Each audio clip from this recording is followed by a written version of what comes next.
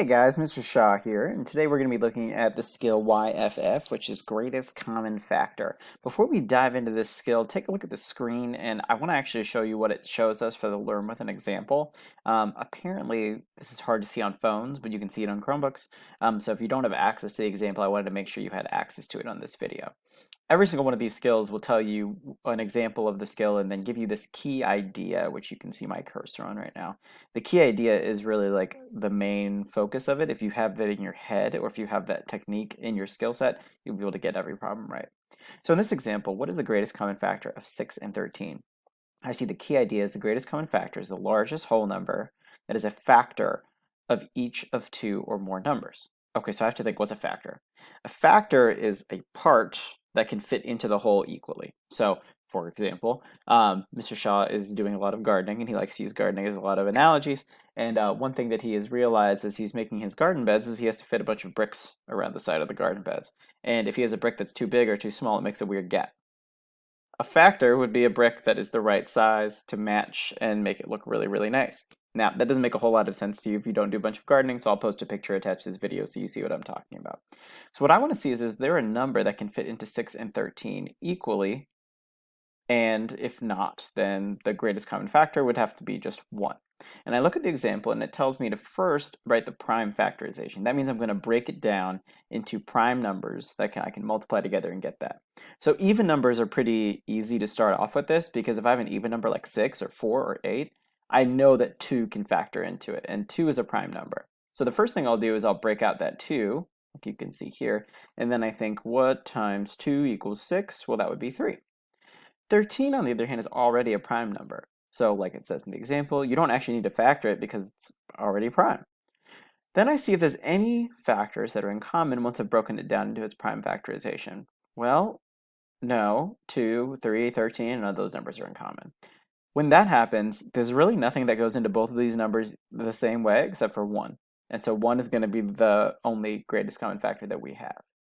Let's take a look at a few examples where that might not be the case. What is the greatest common factor of 2 and 14? Well, the first thing I want to do is break this into its prime factorization, but 2 is already a prime number, so 2 is just 2. 14 is an even number, so I know that I can take 2 out of it. Okay, so let's start off with that. Oh, Mr. Shaw still has his work from last time. Let's go ahead and clear this out. So I am going to start off with 2. And then if I multiply that by 7, that's going to get me 14. Okay, so I've got 2 prime numbers, 2 and 7. I know 7 is prime because I can't divide it by anything other than 1, so that's what a prime number is. So it looks like my prime factorization for 2 was just 2, and my prime factorization for 14 was 2 and 7. Well, I can see that I've got 2 numbers in common here. And since the number 2 is in common, I think that's my greatest common factor. Let's try that. Yay! IXL is so validating. What is the greatest common factor of 5 and 16? I think 5 is a prime number too, because I can't divide 5 by anything.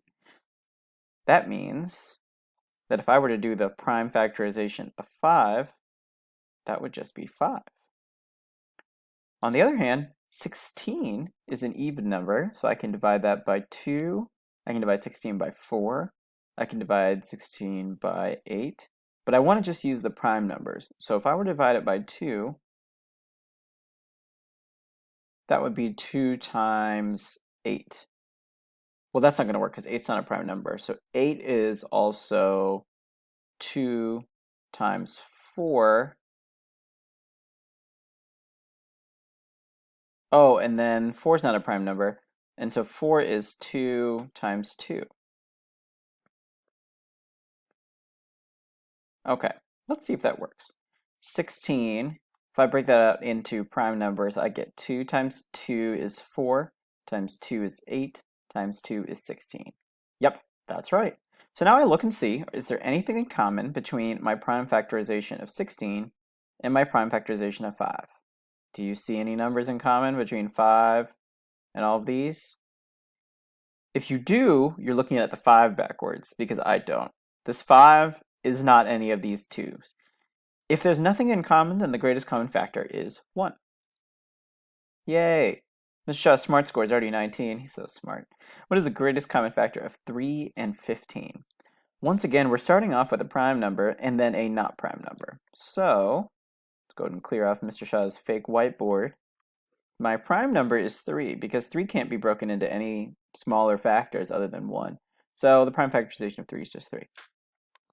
My other number, 15, though, I can divide into a couple of prime numbers. I can break it down into 3 times 5. 3 is a prime number, and 5 is a prime number. Now take a look and see if you can figure out what numbers do I have in common between my prime factorization of 3 and my prime factorization of 15. If you saw what I saw, you saw that 3 was in common. So that's my greatest common factor. Let's try it. Hot dog. Let's keep going. Now I've got 2 even numbers, so this time neither of them is a prime number. The question is asking me, what's the greatest common factor of 12 and 4? Let's break that down into our prime factorization. So 12 is an even number. So first I'm going to multiply that prime factorization by 2, and that would be 2 times 6. But that's not a prime number, so I need to break that 6 down again. I can break 6 into 2 times 3. Okay, great. And then 4, I can break into 2 times 2. See if you can figure out what number is in common. Now here we've got something a little bit different. This whole thing is in common between these two. Now when you've got this whole thing in common, 2 times 2, 2 times 2, and both of them are in common, we're actually going to multiply that back out again because that's my greatest common factor. It's not just 2, it's 2 times 2, which makes 4. Because I can fit 4 into 4 one time, and I can fit 4 into 12 3 times.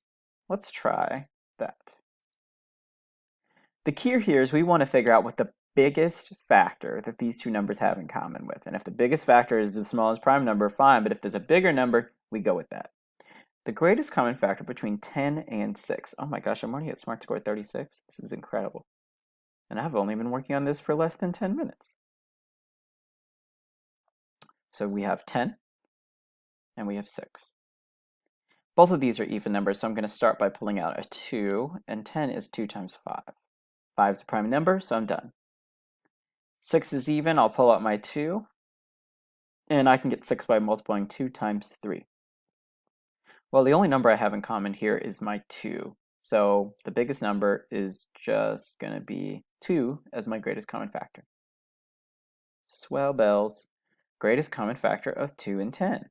I'm getting to the point where I feel like I can do this in my head because I know 2 is prime, and I know that 10 we just figured out was 2 times 5. So the greatest common factor here would just be 2. Yay! I feel so validated again. Greatest common factor of 13 and 39. Ugh, this gets harder when the smart score goes up because that's a 2-digit number. Well, I remember that 13 is a prime number because I can't really fit anything into it. And not just because I don't want to try to fit anything into it, but 3 doesn't go into it evenly, 5 doesn't go into it evenly, 7 doesn't go into it evenly. So that's my prime number. 39 is pretty big. It could be prime, but it might not be. So let me think. 12, 24, 36, that doesn't fit. 13, 26, 39, that does. I can actually fit 13 into 39. And how many times was that? It was 3 times. Oh, so I see that 13 is my greatest common factor. Wow, that's amazing. Greatest common factor of 22 and 19. I know that 19 is a prime number. There's nothing that goes into it. So I may not have to work this out because if I've got a prime number and it doesn't go into the other number, 19 can't fit into 22, then the biggest number has to be 1 that could go into both. Greatest common factor of 36 and 20. This one I think is going to be an interesting one because those are nice round numbers. So 36 is an even number, so I can divide that by 2, and then that would give me 18. 18 is an even number, so I can divide that by 2, and that would give me 9. 9's not an even number, but it's not a prime number either, so what can I break 9 down into? I can break it into 3 times 3. Okay, now let's switch to the other one, which is 20. 20 is an even number, so I can divide that by 2, gives me 10. 10 is an even number, I can divide that by 2, which gives me 5, and 5 is a prime number. So what I have in common here is 2 times 2, and 2 times 2 gives me 4. So I think 4 is my greatest common factor. Let's try it. With this, you're well on your way to a smart score of 80. I got you almost 3/4 of the way there. Wait, am I doing my math right? Oh my gosh, 4/5 of the way there. I got you past 3/4 of the way there. Mr. Shaw's not even doing his math right. So good luck, and please let us know if you have any questions.